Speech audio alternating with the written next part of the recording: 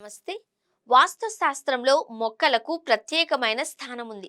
ఏ ఏ మొక్కలు ఇంట్లో నాటుకోవచ్చు, వేటిని ఇంటిలో అస్సలు ఉంచకూడదో వాస్తు శాస్త్రం స్పష్టంగా చెబుతోంది. వాస్తు శాస్త్రం ప్రకారం ఇంట్లో కొన్ని మొక్కలు నాటడం వలన సానుకూల మార్పులు వస్తాయని చెబుతారు. చాలా మంది మనీ ప్లాంట్ను తమ నివాసాలలో పెంచుకుంటారు. ఇది చాలా ప్రత్యేకమైనదిగా భావిస్తారు. ఈ మొక్క నాటడం వలన సంపద వస్తుంది అని భావిస్తారు. అయితే మనీ ప్లాంట్ కంటే కూడా అధిక ప్రత్యేకమైన పవిత్రమైనదిగా భావించే మొక్క కూడా ఒకటి ఉంది. ఆ మొక్కను నివాసంలో నాటుకొని పెంచుకుంటే సానుకూల వాతావరణంతో పాటు ఇంటిలోకి సిరి సంపదలు వస్తాయి అని నమ్ముతారు. ఆ మొక్క గురించి ఇప్పుడు తెలుసుకుందాం. ఆ మొక్క పేరే క్రాసులా జెడ్.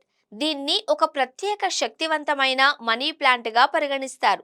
చైనీస్ వాస్తుశాస్త్రం లేదా ఫెంగ్ షుయ్ ప్రకారం ఇది సాధారణ మనీ ప్లాంట్ కంటే కూడా ప్రభావవంతమైనదిగా పరిగణిస్తారు.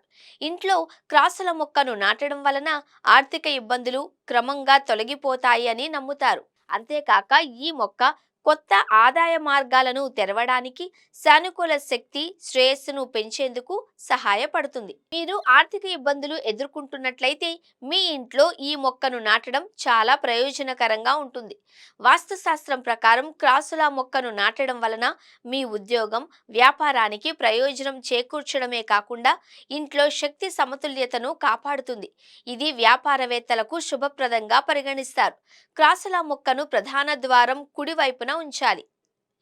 క్రాసుల మొక్కను నివాసంలో నాటడం వలన సంపద వచ్చే అవకాశాలు పెరుగుతాయి. ఈ మొక్కకు అధికంగా నీరు పోయాల్సిన అవసరం కూడా లేదు. అయితే దీని ఆకులను ఎప్పటికప్పుడు శుభ్రం చేస్తూ ఉండాలి. తగినంత సూర్యకాంతిని ఈ మొక్కకు తగిలేలా చూసుకోవాలి.